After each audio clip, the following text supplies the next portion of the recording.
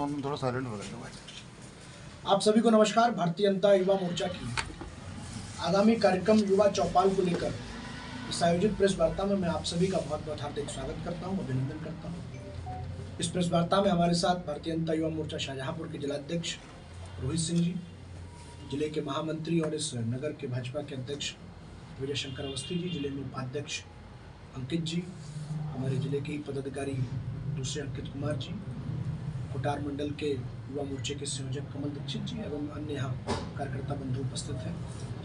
युवा चौपाल कार्यक्रम भारतीय जनता युवा मोर्चे के नेतृत्व में कल से पूरे उत्तर प्रदेश में प्रारंभ होने जा रहा है और इस कार्यक्रम के अंतर्गत हम प्रत्येक मंडल में भारतीय जनता पार्टी की जो मंडल की जो व्यवस्था है, उस मंडल की व्यवस्था के अनुसार हम प्रत्येक मंडल में 20 जगह इस गांव की चौपाल का आयोजन करने जा रहे हैं। गांव में चौपाल का आयोजन करने जा रहे हैं, जिसको हमने युवा चौपाल का नाम दिया है और इस पे हमारे सभी पार्टी के वरिष्ठ पदाधिकारी, सांसद, विधायक, केंद्रीय मंत्री, राज्य मंत्री, ब्लॉक प्रमुख, चेयरमैन, पार्टी के पदाधिकारी सब लोग भिन्न भिन्न दिनों पर उन चौपालों में जाकर जो हमारा नारा है कि अब की बार 400 पार, 400 पे चर्चा करने काम करेंगे। किस प्रकार से परिवर्तन केंद्र और राज्य की सरकार में जब से भारतीय जनता पार्टी आई, क्या क्या परिवर्तन आया है, ये सारी चर्चाएं हम अपने युवा चौपाल के माध्यम से गाँव गाँव करेंगे। शाहजहांपुर संगठनात्मक जिले के माध्यम से 4 विधानसभाएं आती हैं और हम इन 4 विधानसभाओं में हमने लक्ष्य लिया है कि 421 चौपाल हम लोग करने जा रहे हैं पूरे 4 विधानसभाओं के अंदर। हमारी इस पर प्रदेश पे कार्यशाला हुई थी, हमारे जिले पे कार्यशाला हुई थी, 21 मंडलों में हमारे मंडल की भी कार्यशालाएं पूर्ण हो चुकी हैं और कल 25 जनवरी से 2 मार्च तक हम पूरे शाहजहांपुर संगठनात्मक जिले के अंतर्गत 421 ग्राम में जाकर युवा चौपाल कार्यक्रम को संपन्न करेंगे। चौपालों में क्या बताया जाएगा? चौपालों में बताया जाएगा कि कैसे सरकार ने युवाओं को लेकर काम किया है।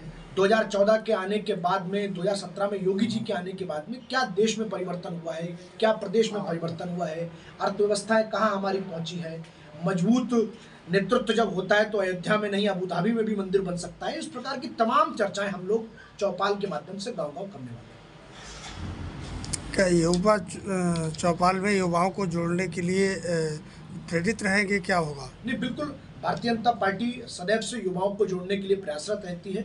इन चौपालों के माध्यम से हम नई नौजवान शक्ति उसको जोड़ने का भी काम करेंगे और इसको जोड़ने के लिए हमने इससे पहले के महीने में नमो नव मतदाता सम्मेलन का भी आयोजन किया था कि जो नए वोटर्स बने हैं, FTV फर्स्ट टाइम वोटर, तो हम फर्स्ट टाइम वोटर को भी जोड़ने का काम करेंगे क्योंकि आज अभी जो पिछले 3 राज्यों के चुनाव हुए उसमें ये देखा गया कि जो फर्स्ट टाइम वोटर है उनका झुकाव मोदी जी की नीतियों से वो लोग प्रभावित हैं, वो भारतीय जनता पार्टी से जुड़ना चाहते हैं। तो ये काम भारतीय जनता युवा मोर्चे को दिया गया है। इन चौपालों के माध्यम से हम नव मतदाताओं को जोड़ेंगे और युवा शक्ति को भारतीय जनता पार्टी के साथ जोड़ने का काम करेंगे। अच्छा, समस्या सबसे बड़ी है युवा रोजगार की, तो उसको लेकर क्या इस पे कुछ आप संदेश देंगे, क्या होगा? देखिए, हमारी सरकार रोजगार को लेकर, युवाओं को लेकर लगातार संजीदा है। हम सब जानते हैं कि 2014 से पहले स्थिति क्या थी, लेकिन उसके आने के मोदी जी के आने के बाद में हमने स्टार्टअप्स को भी शुरू किया है कि बहुत सारे लोगों को रोजगारों की स्थिति से आत्मनिर्भर भी बनाना हमारी सरकार ने शुरू किया है और हम बहुत सारी रोजगारों के अवसर भी हमारी सरकार पैदा कर रही है। हम लोग उसमें लगातार प्रयासरत हैं और संकल्पित भी हैं कि युवाओं को रोजगार मिले, उनकी जितनी आवश्यकताएं वो पूरी की जाए और इसके लिए हमारी दोनों सरकारें, केंद्र की और राज्य की दोनों सरकारें प्रयासरत हैं। इसे ये युवा चौपालें ग्रामीण क्षेत्रों में लगेंगी?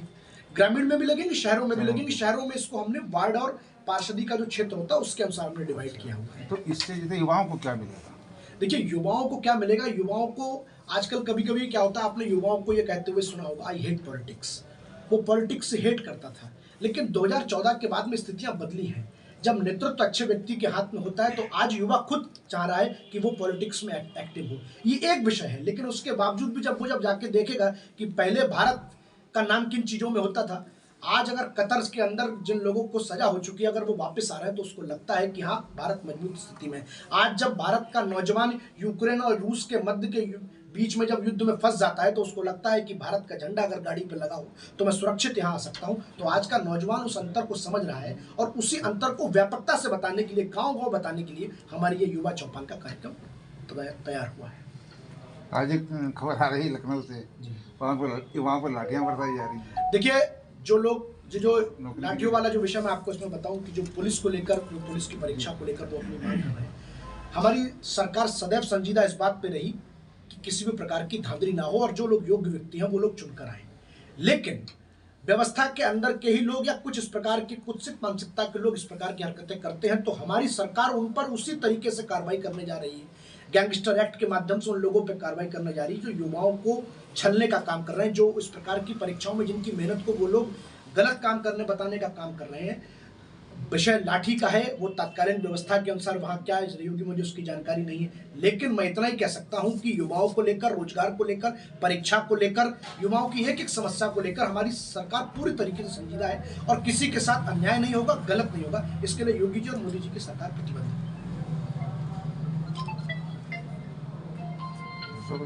अच्छा, युवाओं को जोड़ने के लिए कुछ चुनौतियां भी हो सकती हैं?